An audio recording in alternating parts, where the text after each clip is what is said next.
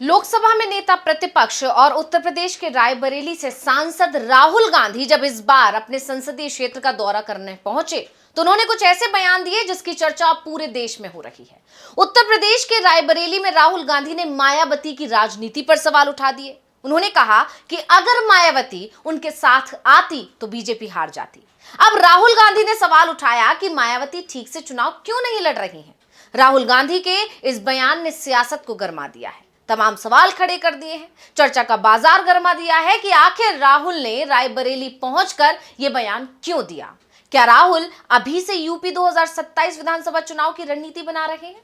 तो राहुल की रणनीति को समझने की ही कोशिश हम अपनी इस स्पेशल रिपोर्ट में करेंगे। नमस्कार, मैं हूं अंशिता। दरअसल ये पहली बार है जब किसी बड़े कांग्रेसी नेता ने खुलकर मायावती को दिए गए प्रस्ताव का खुलासा किया है।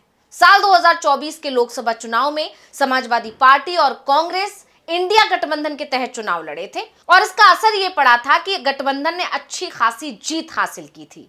बीजेपी जो बहुमत का आंकड़ा नहीं छू पाई, उसमें अगर कोई बड़ी वजह थी तो सबसे बड़ी वजह उत्तर प्रदेश में ही बीजेपी को लगे झटके को माना जा रहा था, क्योंकि बीजेपी मानकर चल रही थी कि यूपी में इस बार वो पिछली बार से ज्यादा सीटें जीतेगी, लेकिन वहां पर उसे करारा झटका लगा। और यही वजह रही कि जो 400 पार का सपना बीजेपी देख रही थी वो 400 पार तो नहीं पूरा हुआ, साथ ही बहुमत का आंकड़ा भी बीजेपी छूने में नाकाम साबित हुई।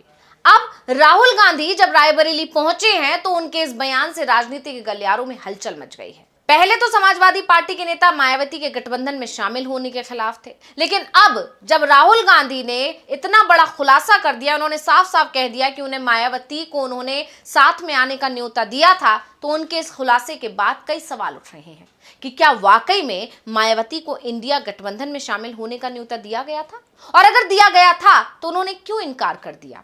क्या भविष्य में बसपा, सपा और कांग्रेस एक साथ आ सकते हैं, और अगर साथ आ गए तो बीजेपी के लिए कितनी बड़ी चुनौती हो जाएगी। और जब मायावती को लेकर जिस तरह के आरोप समाजवादी पार्टी की तरफ से लगाए जाते हैं या कांग्रेस की तरफ से लगाए जाते हैं कि वो कहीं ना कहीं बीजेपी के लिए काम कर रही हैं, बीजेपी की बी टीम है, वो बीजेपी से डर गई हैं, कई तरह के आरोप मायावती पर और उनकी पार्टी पर लगते हैं। ऐसे में जब राहुल गांधी ने बड़ा खुलासा किया कि उनकी तरफ से भी उन्हें इंडिया गठबंधन में, यानी मायावती को इंडिया गठबंधन में आने का न्योता दिया गया था, तो ऐसे में कहीं ना कहीं मायावती का गठबंधन में शामिल ना होना उन तमाम आरोपों पर मोहर भी लगा रहा है जो कि विपक्ष की तरफ से अब तक लगते रहे हैं। तो अब राहुल गांधी के इस बयान की चर्चा ने जोर पकड़ लिया है कि आखिर अब राहुल गांधी ने यह बयान क्यों दिया। क्यों लोकसभा चुनाव बीतने के इतने महीने बाद राहुल गांधी जब रायबरेली अब पहुंचे हैं, ये उनका चौथा दौरा है। इससे पहले वो 5 नवंबर 2024 को तीसरी बार रायबरेली आए थे, तो अब वो चौथे दौरे पर जब रायबरेली पहुंचे हैं तो उन्होंने इस बात का जिक्र आखिर क्यों किया है। क्या राहुल गांधी अब उत्तर प्रदेश की राजनीति पर फोकस कर रहे हैं?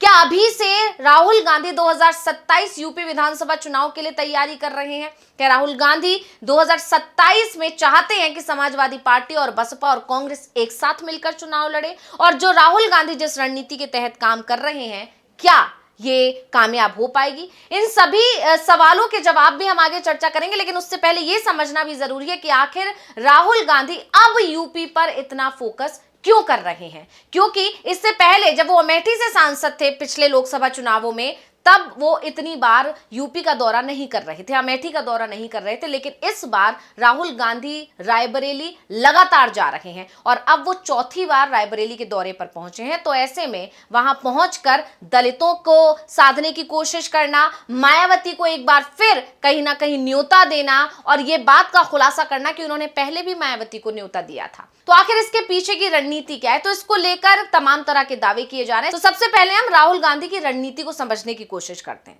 आपको बता दें कि देश भर में ओबीसी आबादी 52% मानी जाती है। इसकी सही संख्या क्या है, ये जाति जनगणना के बाद ही साफ हो जाएगा, जिसकी डिमांड राहुल गांधी लगातार कर रहे हैं। अब ओबीसी आबादी के बाद देश में सबसे ज्यादा आबादी दलित समुदाय की है। 2011 की जनगणना के अनुसार देश में 15% दलित आबादी थी। जनगणना में दलित और आदिवासियों की अलग से गिनती की जाती है। इसके अलावा धर्म के आधार पर भी जनगणना होती है।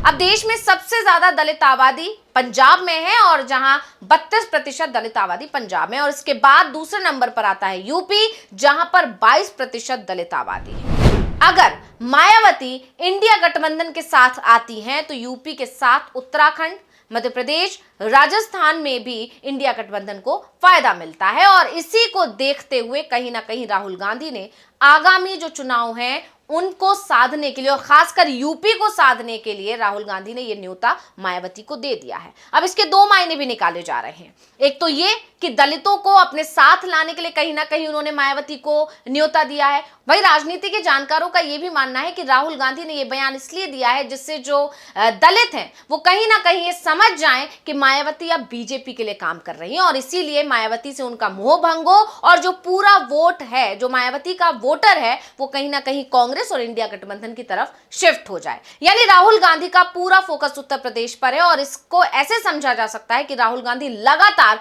रायबरेली पहुंच रहे हैं, क्योंकि कहीं ना कहीं ये माना जा रहा था कि अमेठी में जब वो हारे थे तब उसके पीछे की बड़ी वजह यही थी कि वो अमेठी का दौरा नहीं करते थे और इसी से लोग नाराज थे। लेकिन जब अब वो रायबरेली से सांसद है तो वो लगातार रायबरेली की जनता से संपर्क साध रहे हैं। तो अब कांग्रेस नेता और लोकसभा में नेता प्रतिपक्ष राहुल गांधी जब रायबरेली पहुंचे तो उस दौरान उन्होंने एक बड़ा खुलासा किया। उन्होंने रायबरेली में एक दलित लड़के के सवाल के जवाब में कहा कि कांग्रेस ने बहुजन समाज पार्टी की प्रमुख मायावती को साथ मिलकर चुनाव लड़ने का प्रस्ताव दिया था, लेकिन मायावती ने उस प्रस्ताव को ठुकरा दिया था।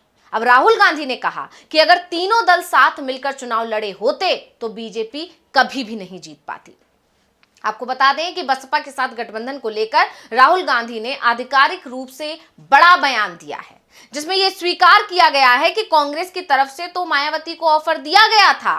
उत्तर प्रदेश में कांग्रेस और समाजवादी पार्टी ने मिलकर चुनाव लड़ा था और एक जबरदस्त जीत हासिल की थी, जबकि बीएसपी ने अकेले चुनाव लड़ा और विधानसभा चुनाव में बीजेपी को जीत मिली थी।